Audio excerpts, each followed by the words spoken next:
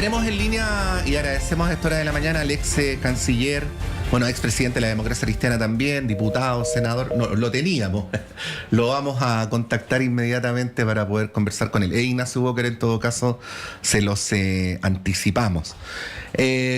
Claro, hoy a propósito del Día del Migrante hay una ceremonia que está siendo convocada y que se va a realizar en el Palacio de la Moneda, donde entre otras cosas las comunidades migrantes residentes en Chile le van a pedir al presidente de la República que desde el Estado de Chile se tomen medidas para favorecer la regularización. Esto no quiere decir, por eso decíamos que este asunto hay que complejizarlo, entrar en caricaturas sobre que hay que abrir las puertas de par en par, sino más bien generar procesos ordenados pero que no discriminen ni violen derechos. Saludamos ahora sí a Ignacio Walker. Ignacio, muy buenos días, gracias por poder conversar. Hola, encantado, buenos días.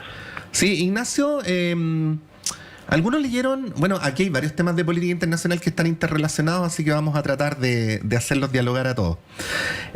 Algunos leyeron la visita de José Antonio Kast a Argentina como una cuestión que tiene que ver con políticas económicas, pero yo diría que tanto más con política exterior, ¿no? Si lo pudiéramos pensar desde el punto de vista de las señales, ¿cuál es el análisis que usted hace de esta visita y de las cosas que vimos y escuchamos? Bueno, lo primero es decir que obviamente Argentina es muy importante para Chile, cualquiera sea el gobierno. Y yo siempre he dicho y he pensado que si hay un país con el cual Chile tiene un interés estratégico es con Argentina, producto de toda una geografía y toda una historia y la frontera y todo lo que sabemos, ¿no?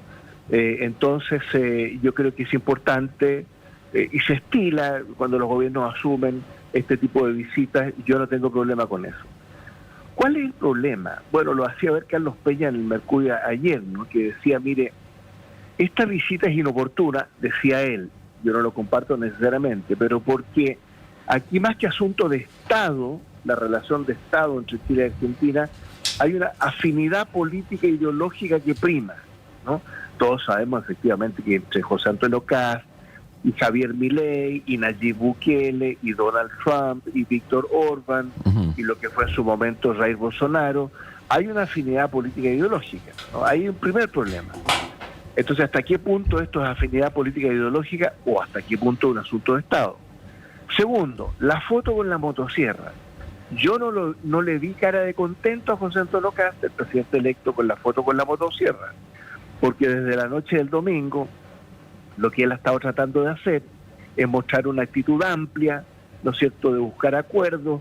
Bueno, y la motosierra es el símbolo de una Argentina devastada por una economía que estaba en el suelo después de 20 años de kirchnerismo, 70 años de peronismo. Eso es real, eso es un hecho. Pero esa foto no tiene absolutamente nada que ver, más bien es contraproducente respecto de lo que es Chile. Y finalmente, claro, la delegación es económica, es comercial, son inversiones, son empresarios, y en ese sentido yo creo que no hay problema en cuanto a mostrar que Chile está empeñado, ¿no es cierto?, en retomar el crecimiento económico, que eso son inversiones, infraestructura, minería, etcétera. Sí, Ignacio, dijo el presidente, el presidente recientemente ganador de la elección, Kast, que las relaciones entre Chile y Argentina iban a ser mejor que nunca. Sin embargo, usted que conoce la historia, hemos tenido a lo largo de nuestro vínculo muchos ejemplos de cómo las relaciones han sido excelentes a pesar de las diferencias circunstanciales políticas de los gobiernos de turno. Recuerdo lo más cercano, ¿no? Bachelet con Macri, que tenían una muy buena relación, o Cristina Fernández con Piñera. Este planteamiento, que puede que haya sido hacia la pasada, nomás sin querer, no lo sé, de la relación especialmente buena, ¿no?, entre los dos países. ¿Cómo analizarla a la luz de esta experiencia más histórica y de lo que usted señalaba recién? Es que me imagino que él está pensando justamente en esa afinidad política e ideológica y que eso pudiera cimentar, ¿no es cierto?, una relación bilateral excelente. Bueno, el tema no es así. Chile ha tenido 35 años de las mejores relaciones históricas con Argentina. Desde que recuperamos la democracia en el año 90 con Patricio Aylwin, cuando estaba Carlos Menem, en Argentina. Recordemos que ellos en el primer año resolvieron 22 de los 24 conflictos limítrofes pendientes que existía en tiempos de las dictaduras, ¿no es cierto?, de Pinochet y de Videla. Obviamente que las peores relaciones Chile-Argentina fueron en épocas de dictaduras en ambos lados de la cordillera. En cambio, en democracia, ¿no?, y hay toda la literatura sobre cómo las democracias cimentan, cultivan mejores relaciones diplomáticas. Entonces yo creo que esto no tiene ningún asidero. Chile ha demostrado, como los ejemplos que usted daba, que cualquiera sea el gobierno de turno y el color político o ideológico de ese gobierno, es posible y es necesario tener buenas relaciones bilaterales, como ha sido, insisto, en estos 35 años. ¿Cuánto, Ignacio, usted que fue canciller también, cuánto, porque este es un análisis que estamos haciendo sobre sobre lo que dice un presidente que va a entrar y otro que ya está, ¿no? Y eso obviamente es muy importante, pero ¿cuánto al final del día inciden las relaciones entre los presidentes de turno en la relación entre los países, si pensamos la relación entre los países de manera integral? Pienso, Ignacio, puede que esto no sea de la macropolítica, pero que todos los días entre los estados argentinos y sus regiones chilenas limítrofes ocurre una infinidad de intercambios micros, medianos, de distinta índole. Digo yo que en cierto sentido la vinculación entre Argentina y Chile es inevitable, ¿no? Estas cosas que ocurren, digamos, en las casas de gobierno, ¿cuánto inciden en esto más general? ¿Y cómo lo ven en este momento histórico también, que no es igual hace 30, 50 años atrás? Bueno, son las dos cosas, porque Chile tiene 12 pasos fronterizos con Argentina. Efectivamente hay una relación permanente, habitual, bastante pacífica, a diferencia de la frontera norte, en donde tenemos un problema, como sabemos, con el tema de la inmigración irregular, etcétera. Entonces, evidentemente que entre ambas sociedades, entre ambos mundos empresariales, la gente, el turismo, en fin, hay una relación bastante fluida con Argentina. Ahora, esos pasos fronterizos son parte también de una política exterior de ambos países, de fortalecer, ¿no es cierto?, esa relación bilateral. Entonces, en ese sentido, la relación con Argentina y con los argentinos es bastante pacífica. Ignacio, Chile tiene una tradición diplomática o de política exterior de adhesión al derecho internacional. Y dijo también José Antonio Kast en Argentina que apoyaría una invasión militar de Estados Unidos a Venezuela. Creo entender, dígame usted si lo estoy viendo bien o lo estoy viendo mal, que una afirmación de este tipo apela tanto más al derecho internacional que a la legítima opinión política que se tenga sobre la situación interna de Venezuela. Bueno, ¿cómo deberíamos ponderar lo que está ocurriendo? Pero bueno, partiendo por su referencia a lo que dijo José Antonio Kast en este tema. A ver, yo recuerdo que en la campaña electoral Johannes Kaiser fue en ese debate de los 8 candidatos, ¿no? El único que levantó la mano para decir que apoyaba en acción militar una invasión de Estados Unidos a Venezuela. Yo escuché la frase de Kast el lunes en Argentina, o el martes, y me pareció escuchar que él apoyaba una acción de Estados Unidos en Venezuela, no necesariamente una invasión, perdón la sutileza, pero... Sí, no, es que esa sutileza es fundamental. Es más que una sutileza. Sí, claro. Entonces, por una razón además, porque yo creo que en el caso de Estados Unidos-Venezuela, en este embargo, ¿no es cierto?, económico, petrolero, en este despliegue naval que no se veía desde la crisis de los misiles del año 62, con cerca de 10 buques, ¿no es cierto?, de la Armada, algunos de ellos son buques anfibios, la presencia aérea, ¿no es cierto?, en Puerto Rico, ahí en Ceibo, bueno, hay Trinidad y Tobago, que está a 11 kilómetros de la costa venezolana, y a todo lo que estamos viendo todos los días, evidentemente que una eventual invasión, ¿no es cierto?, de Estados Unidos a Venezuela choca con el derecho internacional. El derecho internacional no lo permite. Eso sería contrario al derecho internacional. Ahora, el derecho internacional está tan venido a menos que la invasión de Rusia, ¿no es cierto?, a Ucrania, todo lo que estamos viendo, lo que ha sido la guerra de Gaza, ¿no es cierto?, estos 2 o 3 años. Entonces, evidentemente que lo responsable es afirmar y no debilitar el derecho internacional, el derecho de los tratados, la solución pacífica de las controversias, el multilateralismo. ¿Por qué? Porque esos son los principios de la política exterior chilena. Sí. ¿Están teniendo los gobiernos latinoamericanos conciencia de eso que usted acaba de decir? No, por una razón muy sencilla. Salvo la situación de Gustavo Petro en Colombia, sobre el cual me reservo la opinión. No, pero la puede dar, Ignacio. Bueno, sí. Es que yo creo que es la gran decepción de América Latina, y para qué decir, para la izquierda latinoamericana. Gustavo Petro es el primer presidente de izquierda en la historia de Colombia, ¿no? Y ha sido una gran decepción para la propia izquierda latinoamericana. Yo tengo una muy mala impresión de lo que ha sido su gestión interna y externa, pero más allá de él, que es un país limítrofe, que es como el único que ha sacado la voz, el único. Si uno toma Brasil con el presidente Lula, o México con la presidenta Sheinbaum, que son históricamente los dos países regionales o subregionales de mayor relevancia internacional, ninguno ha sacado la voz en favor de Maduro. ¿Por qué? Porque la dictadura corrupta de Nicolás Maduro, digamos las cosas como son, está absolutamente aislada en América Latina. Y porque Brasil y México están negociando los aranceles con Estados Unidos porque tienen esta espada de Damocles, ¿no?, que es la amenaza de aplicar aranceles hasta del 50%. Se dijo, ya se está resolviendo eso con Brasil, hasta 30-35% con México. Entonces, el hecho es que Nicolás Maduro está absolutamente aislado en América Latina. Sí, estamos conversando con Ignacio Walker, ex canciller, a esta hora de la mañana en la Radio Universidad de Chile y en Uchile TV. A mí se me produce algo que me llama la atención, Ignacio, y se lo devuelvo a usted para que usted lo analice como estime. Cuando a veces nuestros dirigentes políticos, pero también las personas en las conversaciones cotidianas, cualquiera de estas sean, piensan en este asunto de una eventual invasión de Estados Unidos a Venezuela, me da la impresión que lo piensan o lo dicen como si Venezuela estuviera muy lejos, ¿no? Y paradójicamente cuando hablamos de migración es como si Venezuela estuviera muy cerca, ¿no? ¿Cómo pondera esto, no? Porque habría que decir que cualquier acción sobre Venezuela, pero ahí el que es más conocedor es usted, tendría consecuencias sobre todo en nuestros países de algún u otro tipo.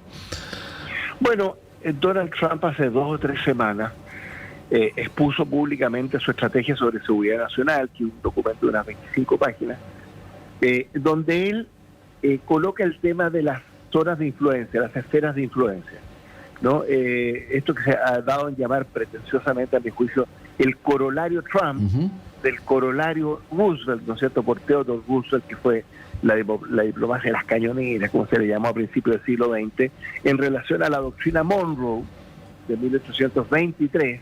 El presidente Monroe le dijo a los europeos, mire, usted no se meta en América Latina o en las Américas, porque ellos hablan del Western Hemisphere. El Western Hemisphere son las Américas, desde Canadá hasta Chile y Argentina. Entonces, lo que hace, raya para la suma, ese documento, es decir, mire, esta es nuestra zona de influencia, es mi zona de influencia, las Américas, ¿no es cierto?, América Latina, y por lo tanto yo voy a ejercer el poder que corresponde, que es el poder propio de una potencia hegemónica. Mire, en esto no hay nada nuevo. El 89, ¿no es cierto?, Estados Unidos invadió Panamá, ¿no es cierto?, con Roger Noriega, todo lo que sabemos, que era un narcotraficante famoso, ¿no? Después, el 94, invadió Haití, donde había una situación muy compleja, hasta que renunció el primer ministro. Bueno, Reagan en su momento invadió Granada, ¿no? Pero nunca han invadido Sudamérica. No, han apoyado golpes de Estado en Sudamérica, ¿no? En Brasil, en Argentina, en Uruguay, en Chile, bueno, lo sabemos. Pero nunca han apoyado una invasión. Ahora hay una discusión en Estados Unidos, porque uno dice, a ver, esto partió el 2 de septiembre, ¿no? ¿Se acuerda el primer ataque a un bote? Sí. Estos botes que supuestamente llevan cocaína, van 25 botes destruidos, más de 85 personas que han sido asesinadas. Naciones Unidas ha hablado de esto como ejecuciones extrajudiciales. En fin, esto partió el 2 de septiembre. Entonces uno dice, ¿y por qué no invade Estados Unidos si tiene toda esta flota, hasta con el portaaviones, Gerald Ford, etcétera? La hipótesis que yo plantearía es que una invasión propiamente tal, o sea, una ocupación militar, tiene un fuerte rechazo en la opinión pública estadounidense por el trauma, el recuerdo traumático de Irak y Afganistán. Entonces, hay una frase en Estados Unidos, no boots on the ground. O sea, no puede haber invasión física de ocupación militar. Por eso se dice, mire, va a disparar misiles, los drones, ataque aéreo. Pero a mí me cuesta creer que pudiera haber una invasión en cuanto a ocupación física, porque eso tiene un rechazo. Ahí está la encuesta, cerca de un 80% rechaza una invasión de ese tipo, insisto, por la experiencia, lo más reciente, de Irak, de Afganistán, y para qué decir Vietnam en su momento. Sí, ayer recordábamos, Ignacio, que a propósito de Irak, que Estados Unidos invadió el 2003, lo anunció públicamente como algo breve. Saddam Hussein fue ejecutado por ahorcamiento el 2006, y sin embargo Estados Unidos se tuvo que quedar hasta el 2011 de manera directa, y de manera indirecta el tema de Irak todavía le pega. Entonces no es llegar y entrar para decir que uno va a salir rápido de una conflagración. Bueno, sí. Esa es la experiencia con Irak, y la de Afganistán es peor, porque todos nos recordamos cómo se retiró Estados Unidos con Joe Biden, ¿no es cierto?, que fue incluso muy humillante para Estados Unidos, y ahí están los talibanes de vuelta, ¿no?, dirigiendo en Afganistán. Entonces, no están los tiempos para este tipo de invasión. Por eso lo de Rusia sobre Ucrania, ¿no es cierto?, es tan grave. Por eso el ataque de Hamas a Israel es tan grave, y para qué decir la respuesta de Israel sobre el pueblo palestino en Gaza. Entonces, bueno, y siempre está la posibilidad, ¿no es cierto?, de China con Taiwán, que es un tema que siempre está sobre la mesa, ¿no? En fin, entonces, esto es muy complejo, ¿no? Por un lado está el tema de los principios, el derecho internacional, en fin, y por otro lado está la experiencia, ¿no es cierto?, en este tipo de invasiones, de ocupaciones, que muestra lo que estamos conversando, ¿no?, que es muy complicado. Sí, y con esto finalizamos, Ignacio. Es de mero sentido común, aunque se olvida que este tipo de acciones bélicas también tienen consecuencias en la migración, que adicionalmente es un tema que en nuestro país se vive muy intensamente como de política interna, pero es tanto más de política exterior. Y se lo quiero preguntar en el Día del Migrante, porque ha habido promesas electorales del candidato ganador, ha habido otros señalamientos respecto a la otra cara de la moneda de la migración. Una de ellas, bueno, es circunstancialmente su hermano Ignacio, esto no lo compromete en nada, pero el presidente de la Sociedad Nacional de Agricultura lo ha planteado, ¿no? El tema de la relación entre migración y empleo. Bueno, en este que es el Día del Migrante, que estamos hablando de Venezuela, del presidente que acaba de ganar, ¿qué podría decir sobre cómo deberíamos como política de Estado abordar este tema? Bueno, primero, la inmigración es un derecho, está en la Declaración Universal de Derechos Humanos de 1948 de Naciones Unidas. Segundo, el derecho internacional contempla también la posibilidad y la necesidad, de hecho, de que sean los estados los que tomen aquellas medidas para propender a una inmigración legal, regular y ordenada. Entonces, Chile tiene derecho y tiene la necesidad, porque el tema de la inmigración es muy complejo, de propender a una inmigración legal, regular y ordenada, ¿no?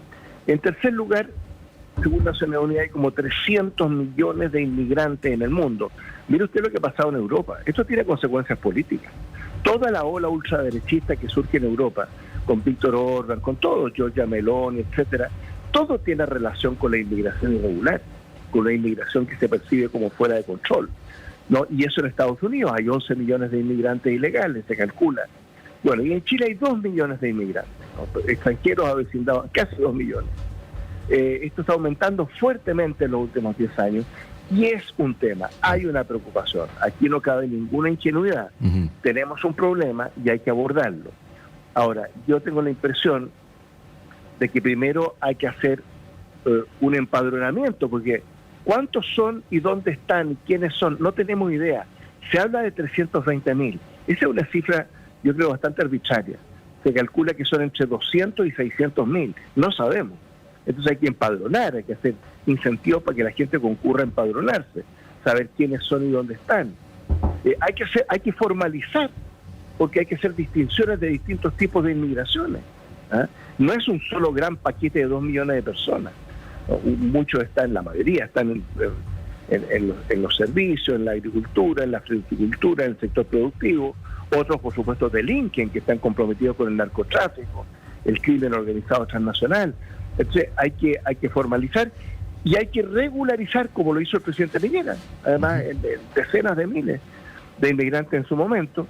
Bueno, y ahí está el tema de la visa Mercosur, ¿no?, que existe hoy día, por ejemplo, en la agricultura, en la fruticultura, que es el tema que usted mencionaba. Pero lo que yo no estoy de acuerdo es transformar a 320.000, supongamos que esa sea la cifra, inmigrantes irregulares en delincuentes, porque eso es lo que propone José Antonio Kast, ¿no? Transformar la inmigración irregular en delito. ¿Por qué? Porque usted, ¿cómo va a perseguir la responsabilidad de 320.000 personas transformándolas en delincuentes? Delito significa pena privativa de libertad, para ser claro. Con las cárceles colapsadas, con 60.000 presos, imagínense lo que significa, ¿no es cierto?, transformar 320.000 inmigrantes irregulares en delincuentes potencialmente, con todo lo que significa para la justicia, el Ministerio Público, el sistema carcelario. Ahora se empieza a hablar del corredor humanitario. A mí me gusta eso. Un corredor humanitario con Perú, con Ecuador, con Colombia. Bueno, Venezuela es más difícil. Incentivos para que puedan abandonar libremente el país, para que vuelvan a postular por una visa. Esas son medidas más razonables. Bueno, la inmigración irregular en delito me parece que es imposible, ¿no? Sí, son afirmaciones un poco para la galería. La semana pasada tuvimos acá en la radio al director del Centro de Estudios de Seguridad Ciudadana de la Universidad de Chile, el profesor Claudio González, quien nos advertía precisamente sobre esto que usted dice, Ignacio, que tanto más serio para el país es el dilema de la delincuencia que el del encarcelamiento masivo sin ninguna perspectiva de rehabilitación, porque dice que ahí se consolida la práctica delictual más que se revierte. Entonces, claro, empujar hacia allá a gente que en principio no es delincuente salvo por el ingreso irregular al país, no parece ser una idea muy inteligente, aunque a veces incluso sirve para ganar elecciones. Pero bueno, crea falsas expectativas, porque ellos crean la imagen, la expectativa de que esto se va a resolver con mano dura desde el día 1, no sé qué. Esa es una bravuconada, o sea, eso no tiene ningún asidero en la realidad. Esto es muy complejo y por lo tanto no caben las soluciones simplistas. Ignacio Walker, ex canciller, como siempre, muchas gracias por su gentileza con nosotros, bien, con nuestros auditores y televidentes. Que esté bien. Encantado, buenos días. Ahí estaba Ignacio Walker, hicimos una repasada en la visita de casa a Argentina, lo que está ocurriendo en la relación entre Estados Unidos y Venezuela, migración. Nos vamos corriendo porque nos pasamos un poquito, pero volvemos igual de rápido para empezar nuestro panel de conversación.